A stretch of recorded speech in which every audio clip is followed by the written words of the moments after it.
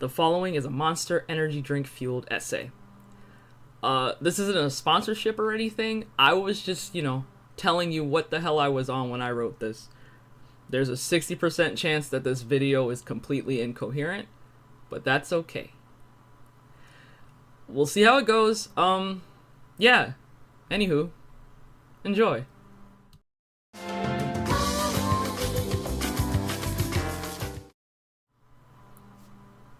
Picture it. It's 2012.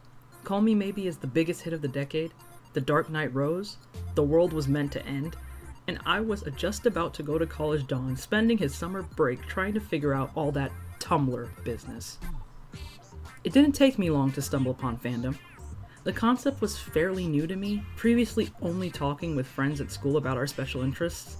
But with this social media thing, I was able to talk to more people than ever before about random bullshit I was into at the time. It wouldn't be for another year, but I eventually discovered a series like no other piece of media I'd ever consumed before. The Transformers. It had a bunch of robots that turned into vehicles and objects and then turned back again. It was a marvelous idea, so simple and sweet, yet the possibilities were endless. I started by watching Transformers Prime, a mistake, and soon I was getting in on the fandom jokes and watching many other iterations about the beloved bots, except for G1 for some reason. But yeah, I was in the thick of the Transformers fandom in the early 2010s, and I have to say I don't regret it at all. However, while the community was certainly a perk, it's not the main reason I fell deeply in love with this franchise. If anything, I think my infatuation could be chalked up to one thing and one thing only. Well, it's more of an entity, or a faction, whatever you want to call it. But it's the Decepticons, baby!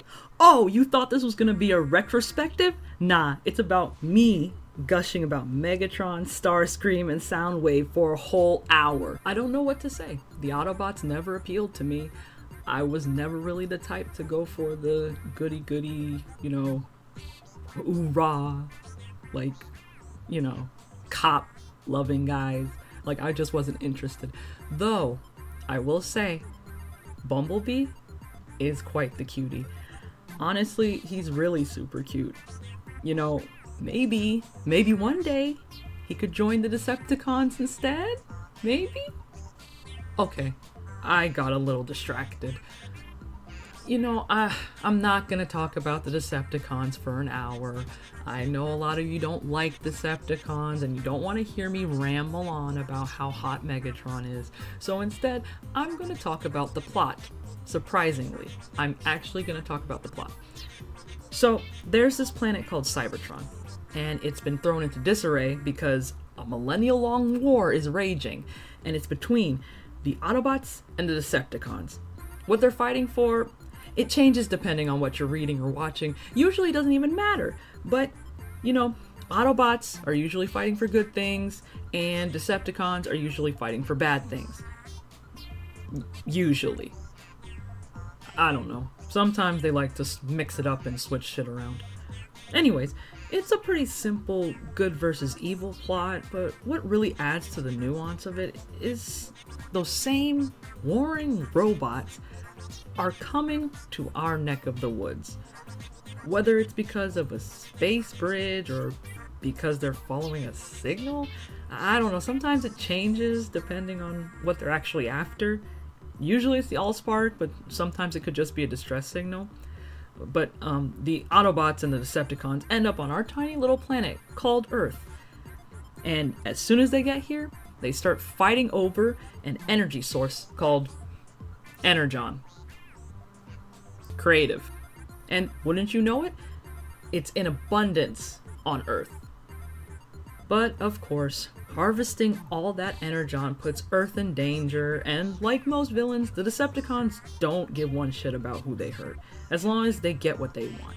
So, the Autobots in turn team up with humans to combat the Decepticon threat. Now, I've seen this conflict interpreted in a number of ways. Some say it's reminiscent of World War II and the fight against fascism, Others say it's about maintaining the status quo while forces try to disrupt it from the outside. Hell, I even interpret it completely through a queer lens, which, admittedly, isn't all that hard. A lot of the funny robots are boys, after all, and later stories don't really hide that fact, or the gay possibilities. It's completely up to you how you want to see the conflict. I find that differing opinion sparks a lot of interesting discussion, or a lot of arguments. Either way, it can be fun. Another thing I love about this franchise is that the designs don't really change.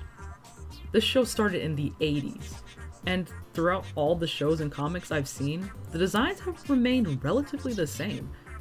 I, for one, think this absolutely rules. Having visual similarities between generations is like having all the exposition about the character handed right to you. You know this guy. He's your friend. So, even though they're in different movies and TV shows and comics, the Transformers will always be identifiable. Well, almost always. At the end of the day, I would say the most right idea is that these characters are action figures.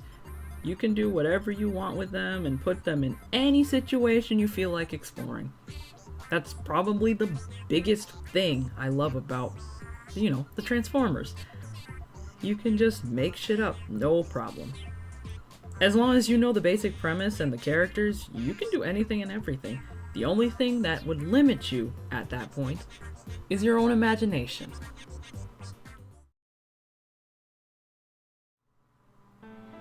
If you made it this far into the video, I appreciate you listening to me ramble for a short time about a series near and dear to my heart. I really wish I could say more, but keeping these videos as short as possible is easier for me and keeps the ads away. Hopefully.